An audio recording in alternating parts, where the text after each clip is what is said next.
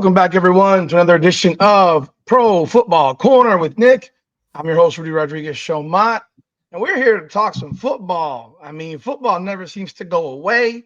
For those of you guys who are new to the channel, please be sure to like, subscribe, follow as we're dropping more and more football content.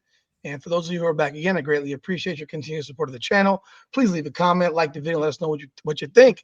I got Nick with me, three-time Grey Cup champion in the CFL. And he's going to be talking about some football topics. We got some topics popping off. I mean, right now, we just had a big double signing. Haven't seen that before too often, as the Cincinnati Bengals decided to re-sign not one, but two wide receivers, Jamar Chase and T. Higgins. Jamar Chase signs for 4 years. $161 million, $112 million guaranteed, and T. Higgins signs a 4-year, $115 million deal with the first 2 years guaranteed. They got Joe Burrow locked in. The agent for these receivers is the same guy, Rocky Arsenal, I think is what I saw his name was. Is he also Joe Burrow's agent? I'm not sure, but he's had a good day. A good weekend as an agent. He's on the yacht. If you were T. Higgins, though, would you be pissed off that Jamar Chase got more money? You can't be pissed off. You got to understand the dynamics of it. You know he's better than.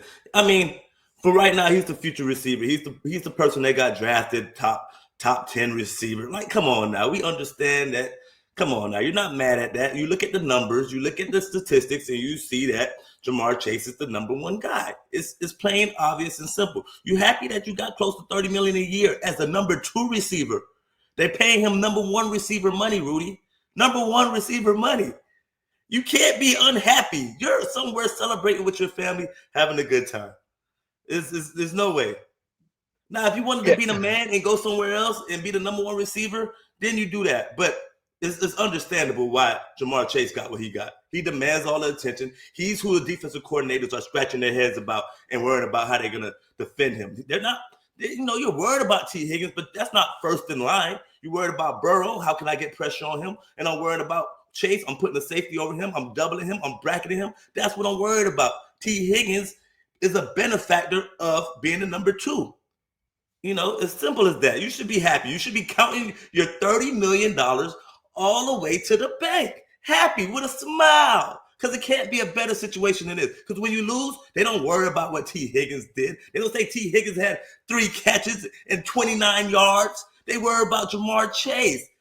That's what happens. You're in the best position possible. I was watching first thing first, and they said being between the 10 and 20 range best basketball player in the NBA. It's the best possible spot to be. He said Jaylen Brown is the best possible spot to be. Nobody criticizes you when you have a bad game, but when you have a great game, oh my gosh, he's so amazing. When they lose, oh my gosh, it's Jason Tatum. When they lose, oh my gosh, it will be Chase and it will be Burrow. He's got the best predicament. He should be laughing. He should be enjoying this moment, Rudy. Enjoy it. T. Higgins got overpaid. Yes, he wore a shiesty mask. Rudy, he wore a shiesty mask. He stuck him up, and he took advantage of the situation. I've never seen a number 2 receiver who haven't proven to be a number 1 receiver get so much praise that T. Higgins get. I don't understand it. He played 12 games the past 2 years. So it's 17 games in the season, right?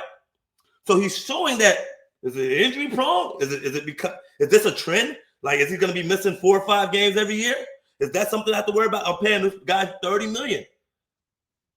He doesn't get number 1 attention. He don't get 1,000 yards. Well, I could give it to him that this year he only played 12 games.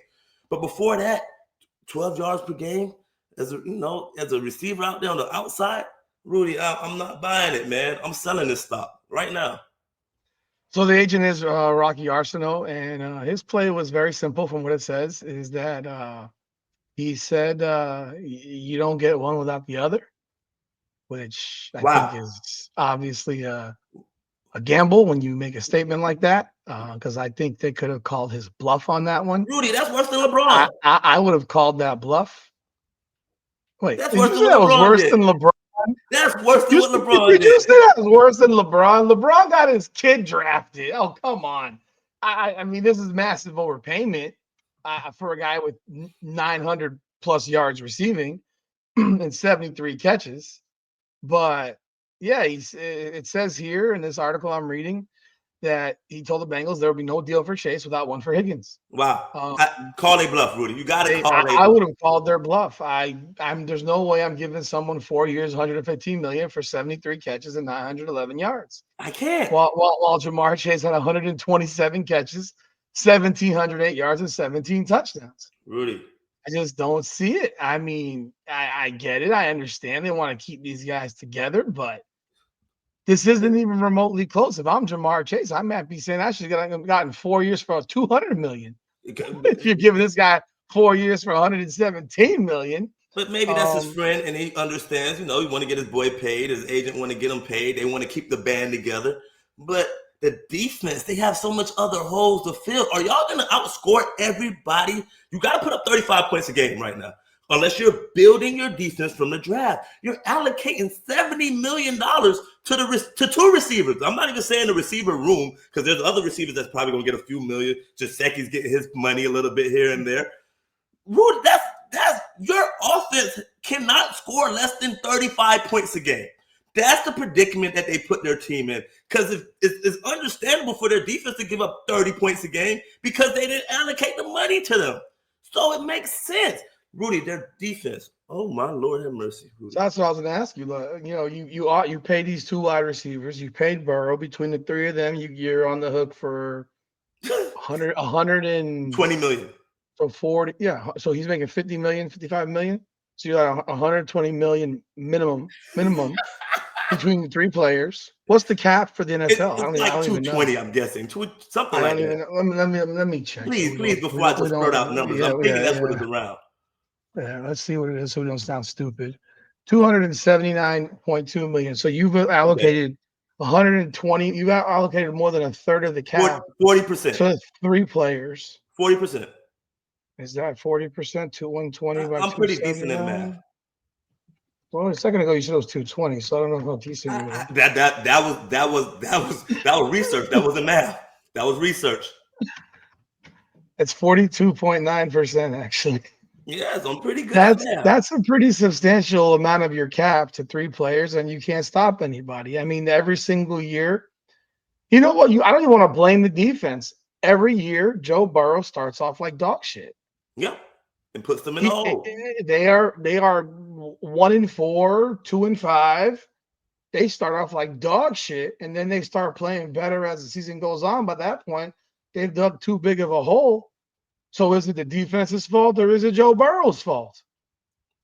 Rudy, I saw a game when I needed Joe Burrow to be Joe Burrow in the last minute of the game, and he threw an interception to Baltimore Ravens. That's a game they could have won, and they could have been in playoff, in a better playoff standings at that point. And granted, their defense was getting killed by Lamar. But goodness gracious, when we down there inside the 30, 40, we're going to get at least a field goal out of it. And you throw a slant to Chase, and he gets beat up off the line, and Humphrey makes an incredible play. Come on, that's the ball's in your hand. You get the ball back in overtime, and we don't do nothing. We don't capitalize. I'm paying you. I'm paying these receivers. This is the people I'm bringing back, and we can't get the job done. Rudy, their defense gave up 53 touchdowns last year. That's fourth worst in the league. Now, when your defense is in conversation with the Carolina Panthers, who gave up 61 touchdowns in the season, that means we need to fix it. We need to put all our freaking resources to that side of the ball. Unless you're just saying, hey, we're going to be the Indianapolis Colts, and we're going to have Marvin Harris and Reggie Wayne. We're going to have Edgerrin James. We're going to have Peyton Manning. We're just going to score the ball. Dallas Clark, and we're just going to score the ball. And they didn't win when they did that. And all they had was Freeney on the other side and Sanders back there at safety. At least they had a couple players. I can't name a Bengal person. They got the DN. I got guy who want to get out of there. 30 of their touchdowns were passing. Come on, Rudy. You got to put somebody in the secondary. Somebody get to the quarterback. Because I don't care how good of a cover guy you are. If your D-line don't get there, you can't cover forever. Now, you can be a great DB, but sometimes you need a little bit of help. They were 4-8 last year. Finished 9-8. They were 4-8. They actually were not the worst defense in the league. They were. No, they weren't, but They were bottom. close. They were bottom third. They were. I mean, worse than them was the Raiders, the Jaguars, Browns, Cowboys. Niners, Titans, Cowboys, and Panthers. But none of them had the top passing quarterback in the NFL, which was Joe Burrow last year. Obviously, I think the defense has to be better. It has to be better, but they weren't even the top 5 offense. No. So you got $120 million, Rudy, 42% of your cap going to the 6th ranked offense points wise in the league. Rudy, you have to get your O. What about your O line, your D line? If you don't have the trenches, this is proven throughout NFL history.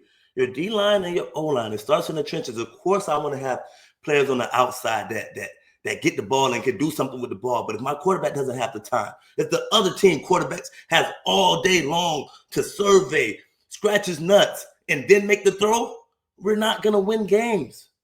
It's just not gonna happen. Like, you have to stand for something on defense. You have to do something. They're putting a tremendous amount of pressure on their offense. And can they withstand it? I don't know. I don't think so. And then they hire your guy as a defensive coordinator. I didn't even know that. You said my guy. What are you talking about? My guy. I have no idea who that is. Al Golden. Well, they just hired him. He was the DC at Notre Dame this past year, and they fucking had like one of the best defenses in the country. I mean, I don't know that he's going to fix an NFL defense, but he sure as shit fixed the Notre Dame defense. They ran a lot of man. They had the pressure. They created pressure. They created havoc. He don't have that over there in Cincinnati to do that. He don't have the arsenal to do that, Rudy. He don't. They couldn't run the ball last year either. Who's there? They were third to last. So they have to find a running back in the draft. They have to find cheap defensive rookies who could come in and play right now and be accountable. I don't like it, Rudy. I don't. I'm not a fan. I'm not a fan at all. Their leading rusher was Chase Brown with 990 yards. Chase Brown, come on now. Whoever that is. From the Arizona Cardinals a couple years ago. Whoever that is. I believe that's him. I have no. I mean, I'm looking it up. Like some of these guys, I have no idea. He's 2 years in the league. He's the draft pick of the Bengals.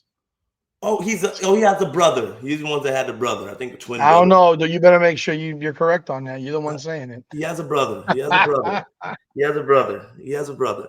So you don't think this is a good decision by the Bengals overall to sign these two guys? Rudy, I think Jamar Chase was enough. You go and you find a rookie receiver that you pay a $2 million, $3 million, $4 million, on a rookie scale in the second round, third round. You think you could have gotten the same production or more production from, let's say, Xavier Restrepo? Yes. Hollywood Brown. He's overpaid too, though. I'm just saying. I mean, he's not getting 30. He's been horrendous, though. No, he's not getting 30. I'm saying, but he's been horrendous. Like, I wouldn't. My second receiver. He had 9 catches last year. And he was hurt the whole year. He had 51 the year before. I'm just saying that type of receiver. He was hurt last year. But you can find them receivers. But he's also playing. He can't be playing on the outside at 5'9". T. Higgins is 6'4".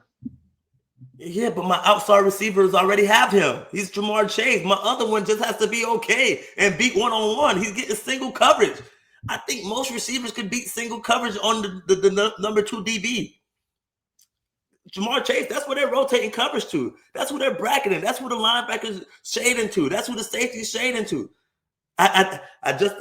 Rudy, I'm appalled, man. I don't get it. I don't get it, man. I don't get it.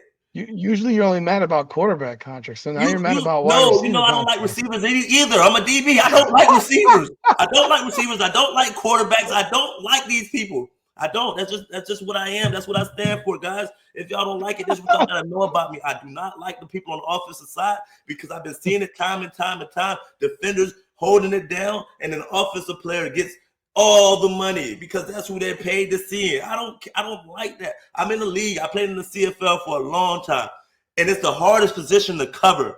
And these receivers are getting paid $250,000, $300,000, and the top DB is getting $150,000, $160,000, $180,000.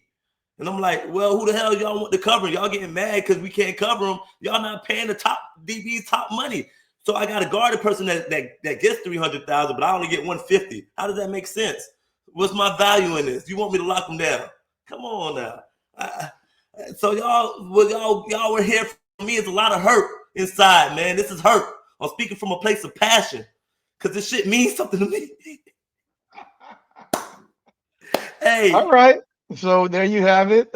Nick thinks it's a bad move to go sign T. Higgins. Obviously, the agent for the guys is having a great night, popping some bubbly somewhere. I mean, he's in Cincinnati, so is he actually is he on a yacht? He's not in no damn Cincinnati. He doesn't live in Cincinnati. You don't think he showed up in Cincinnati to get these deals done at least? They got a private jet. He was back in Miami by 9 o'clock. He's at Live at 10. He's at Fontainebleau at 11. He's fine. He's good, Rudy. He's at Eden Rock. He's living life. He's on a yacht, man. What are you talking about, Rudy? Not staying the night in Cincinnati. He just got paid. Well, he get 3%. How much did he just make on this? 3%. So and it's based. He gets paid annually. He don't get paid all up front. But let's say he get paid annually. Yeah, he get 40 plus 30. There's times. There's some agents that's getting 10%, 5% because they're doing other things for the players. I'm just looking at the contract. Okay, if they're getting paid 10%, they're overpaid. I know. You tell me this man made $2.1 million negotiating these two contracts. Hey, Rudy. And for Jamar Chase, it wasn't much work. He didn't break a sweat. He didn't have to go in the weight room. He didn't have to lift not a weight. All he had to do was know the laws. He's an older guy though. He's not in live. He went home to go to sleep. Rudy. You've been around long enough. The older guys are the worst ones. The worst ones. They have a mistress. They have a wife, a mistress. Hey, be careful, man. And a girlfriend on the side. You getting a little bit. You can't be doing all that. I'm not saying he does, but that's for the most part, Rudy. We know. You can't be doing all that. We know. Bill Belichick has a 20y-old, and he's also divorced, and they're doing yoga. Yes, because after that, now this life is just having fun. He's been nagged by his wife for 52 years and 40 years, and now he's living life with a girl who could be his granddaughter. I mean, I'm looking at his Twitter page. He's hanging out with Eric Dickerson, Marcus Allen, Lawrence Taylor, Ricky Jackson, Richard Dent. He's a black guy? Yeah. Black dude. He's a mid-50s black dude. Hey! I love it then. I like it. Alliance Sports. Okay. He's been doing a lot of he has a lot of press releases on players breaking some rules. Oh, okay. All right. Well, there you have it. Oh my goodness! No, congratulations to him. That's a hell of a night for him. But anyhow, folks, that'll do it for this edition of Pro Football Corner with Nick. He is anti this T. Higgins signing, and we shall see if the Bengals are 0-4 again to start the season, or 1-5, 2-6, and then. This is a 2-year experiment, maybe 1 year. After 1 year, it doesn't work out, Rudy. They got to move it. They got Higgins, obviously. Well, you're not moving Jamar Chase. Yeah, Higgins will be moved. So this is an experiment, and I guess it's a decent contract if you really think he's a number one guy that you could trade him next year and get something back for it.